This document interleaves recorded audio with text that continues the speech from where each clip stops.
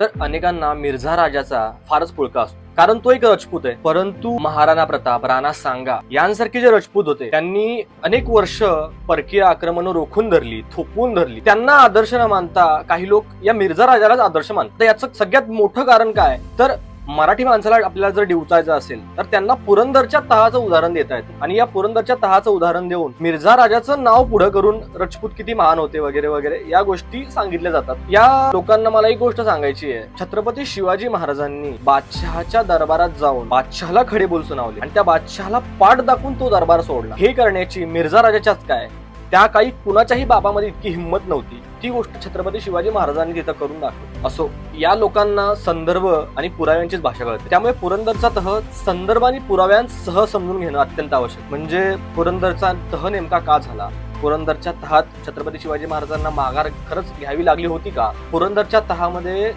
छत्रपती शिवाजी महाराजांना काय फायदा झाला, या गोष्टी समजून घेणं अत्यंत आवश्यक. याशिवाय या पुढचा प्रश्न म्हणजे मिर्झा राजा हा एक स्वतः हिंदू राजा होता. म्हणजे श्रीरामांचा मुलगा कुश याचा जो कछवाहा वंश आहे, त्या कछवाहा वंशाचा हा मिर्झा राजा वंशज होता. याहूनही महत्वाची गोष्ट म्हणजे त्या काळात कुठल्याही हिंदू सेनापतीला इतकी मोठी मोहीम सोपवली जात नव्हती. मिर्झा राजाला इतकी मोठी मोहीम त्या काळी दिली गेली. याची अनेक कारण असू शकतात, परंतु मिर्झा राजा ज्या अंबरच्या राज्याचा म्हणजे आत्ताच्या जयपूरच्या राज्याचा राजा होता, त्या जयपूरच्या राज्याने अगदी अकबरापासून मुघलांची इमानी इतबारी सेवा केली, त्यांच्याशी बेटेरुटीचा व्यवहार केला. शिवाय खुद्द औरंगजेबाला गादीवर बसवण्यासाठी मदत करणारा कोण होता, तर मिर्झा राजा जयसिंग होता. इतक्या गोष्टी असून सुद्धा औरंगजेबानेच मिर्झा राजाचा काटा का काढला, हे आणि असे असंख्य प्रश्न आहेत ज्यांची उत्तरं आपल्याला मिळाली पाहिजे. तीही संदर्भ आणि पुराव्यांसह मिळाली पाहिजे. त्यामुळे पुरंदरचा तह समजून घेणं अत्यंत आवश्यक आहे. आणि यासाठीच मी एक नवीन व्हिडिओची मालिका सुरू करतोय. त्याचा विषय असणार आहे पुरंदरचा तह. त्यामुळे आत्ताच या पेजला फॉलो करा, जेणेकरून पुरंदरचा तह संदर्भ आणि पुराव्यांसह तुम्हाला